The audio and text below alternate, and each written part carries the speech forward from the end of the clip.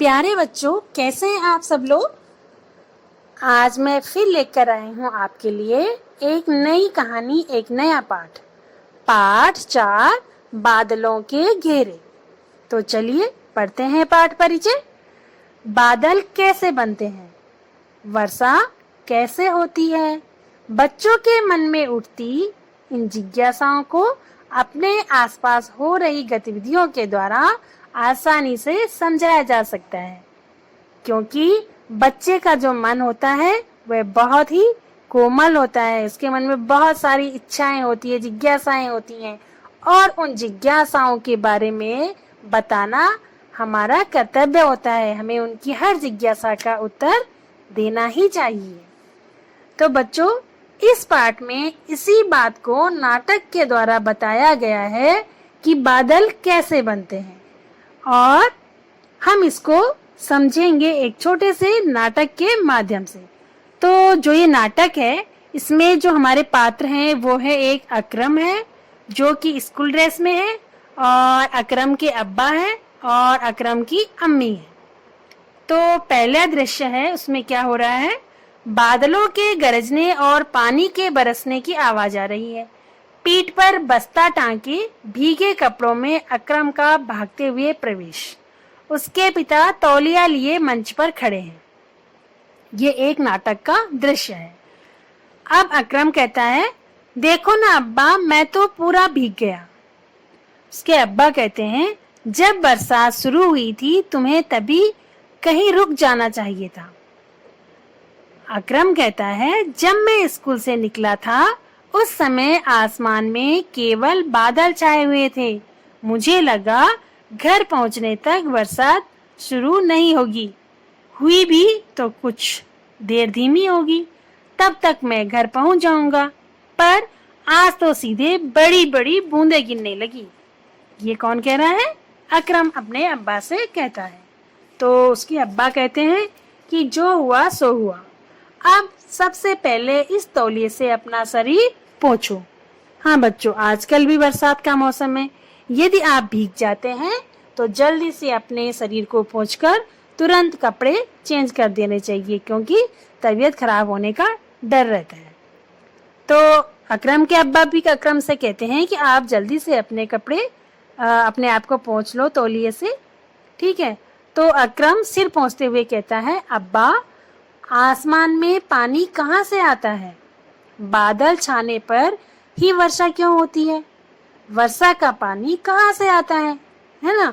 अकरम जब बारिश में भीगा तो उसके मन में इस तरह के बहुत सारे सवाल आ रहे थे कि पानी आसमान से ही क्यों आता है, और कहाँ से आता है, वर्षा कैसे होती है, बादल छाने पर ही क्यों वर्षा होती है। इस तरह के सवाल वो अपने अब्बा से करता है। तो उसके अब्बा कहते हैं, पहले अपने कमरे में जाकर ये गीले कपड़े बदलो, वरना सर्दी लग जाएगी। और हाँ, कपड़े बदलकर सीधे रसोई घर में आना, वहीं सब समझा दूंगा। ये कहकर दोनों मंच से चले जाते हैं। ये पहला दृश्य यहीं पर समाप्त हो जाता है। फिर आता है नाटक का दूसरा दृश्य। दूसरे दृश्य में क्या होता है, मंच पर रसोई घर बना हुआ है, जिसमें लोहे की एक मेज पर गैस रखी हुई है और अकरम की अम्मी कुछ पका रही हैं। एक ओर से अकरम और दूसरी ओर से उसके अब्बा का प्रवेश होता है उस रसोई घर में मंच पर। तो अकरम कहता है, जी अब्बा अब बताइए। उसके अब्बा कहते हैं, तुम्हारे सवालों का जवाब है बादलों से। कौन सा सवाल पूछा था अकरम ने? अकरम ने पूछा था कि आसमान में पानी कहाँ से आता है। तो उसके अब्बा क्या कहते हैं कि पानी बादलों से आता है। अब अकरम कहता है कि लेकिन बादलों में इतना पानी कहाँ से आता है? आपके मन में भी इस तरह के सवाल आते होंगे ना, कि बादल इतना सारा पानी कैसे लेके जाते हैं ऊपर, है ना, कैसे आता है? अब्बा कहते हैं, तुम इतना तो जानते ही हो कि तालाबों, नदियों और समुद्रों में पानी होता है। सूर्य की तेज गर्मी से यही पानी भाप में बदल जाता है। फिर भाप आसमान में जाकर बादल बन जाती है।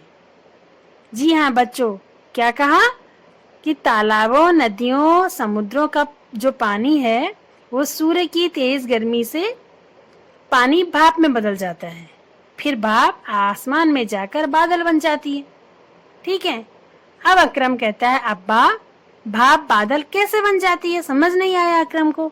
ठीक है, उसके अब्बा फिर उसे समझाते हैं और कहते हैं भाप हवा से हल्की होती है, जो भाप होती है वो हवा से हल्की होती है और हल्की होने के कारण यह ऊपर उठती है। ऊपर होती है ठंड और ठंड से ही भाप फिर से पानी की नन्ही नन्ही बूंदों का रूप ले लेती है। बादल ऐसी ही नन्ही नन्ही बूंदों का एक समूह है, यानी जो बादल है उसमें बहुत सारी बूंदें मिली हुई होती हैं। अब अकरम कहता है अब्बा मैं कुछ समझा नहीं, उसे समझ नहीं आया। तो उसके अब्बा कहते हैं कि गैस चूल्हे की ओर इशारा करते हुए कहते हैं देखो वहां क्या हो रहा है। गैस में चूल्हे में केतली रखी है और केतली के मुंह से भाप निकल रही है ना। तो अकरम कहता है कि माँ चाय बना रही है। उसके अब्बा कहते हैं ठीक, चूल्हे पर क्या रखा है? अकरम कहता है चूल्हे पर केतली रखी है। अब्बा कहते हैं और ध्यान से देखो केतली के आसपास क्या हो रहा है? तो अकरम कहता है केतली के मुंह से भाप निकल रही है और भाप ऊपर की ओर उठ रही है। उसके अब्बा कहते हैं ठंडे पानी से भरा गिलास हाथ में लेकर गैस के पास पहुंचते हुए। उसके अब्बा एक और वो करते हैं, एग्जाम्पल उसको दिखाते हैं। वो क्या करते हैं, एक ठंडे पानी का गिलास लेते हैं और उसको लेकर के गैस के पास जाते हैं। अब इसे देखो, मैं ठंडे पानी से भरे इस गिलास को भाप के पास ले जा रहा हूँ। फिर वो क्या करते हैं, जहां से भाप निकल रही थी उसके पास वो ठंडे पानी का गिलास ले जाते हैं। और अकरम हाँ मैं देख रहा हूँ, पर आप ऐसा क्यों कर रहे हैं? भाप के आगे वो गिलास लेकर खड़े हो जाते हैं। अब्बा कहते हैं ध्यान से देखते रहो, सब कुछ अपने आप समझ में आ जाएगा।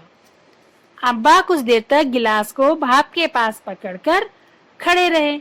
अकरम देखता रहा। उसने देखा कि गिलास पर से पानी की बूंदें टपकने लगी हैं।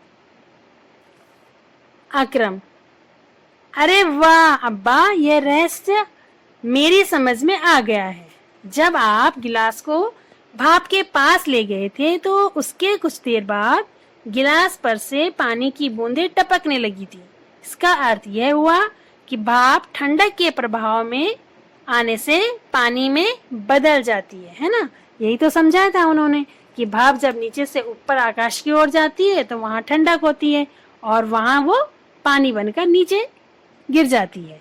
ठीक है, अकरम खुशी खुशी मन से उतर जाता है और पर्दा गिरता है। यानी कि जो अकरम के अब्बा थे उन्होंने पानी से भाप बनना, भाप से पानी बनने का ये पूरा जो प्रोसेस है वो कैसे समझाया? किचन में बन रही केतली में रखी चाय से चाय बन रही है या पानी गर्म हो रहा है उससे जो भाप निकल रही है। यानी कि हम अपने इर्द गिर्द हो रहे कामों के माध्यम से, यूँ कहें कि जो भी हमारी गतिविधियां हमारे आसपास हो रही हैं उसके माध्यम से हम बच्चों को बहुत अच्छी तरह से उनके मन की जिज्ञासा, उनके मन में उठती इच्छाओं को, उनके सवालों के जवाबों को दे सकते हैं। तो बच्चों, आपके मन में जब भी कोई इच्छा हो, कोई भी सवाल हो, उससे आप अपने तक ही सीमित ना रखें। अवश्य पूछें, अपने अध्यापकों से पूछें या फिर अपने माता पिता से पूछें। तो ये पाठ उम्मीद करती हूँ आपको अच्छे से समझ आ गया होगा। अब आपने यहाँ पर बादलों से कैसे पानी बना, पानी से कैसे बादल बनते हैं, ये आपने इसको पाठ को अच्छे से पढ़ना है और फिर इस सारी जो प्रोसेस है इसमें उसको अपने शब्दों में आपने वीडियो बनानी है एक और अपने शब्दों में सुनाकर व्हाट्सएप ग्रुप पर सेंड करना है। तो बच्चों, ये आज का आपका होमवर्क है। ये पाठ यहीं पर पूरा हुआ। धन्यवाद।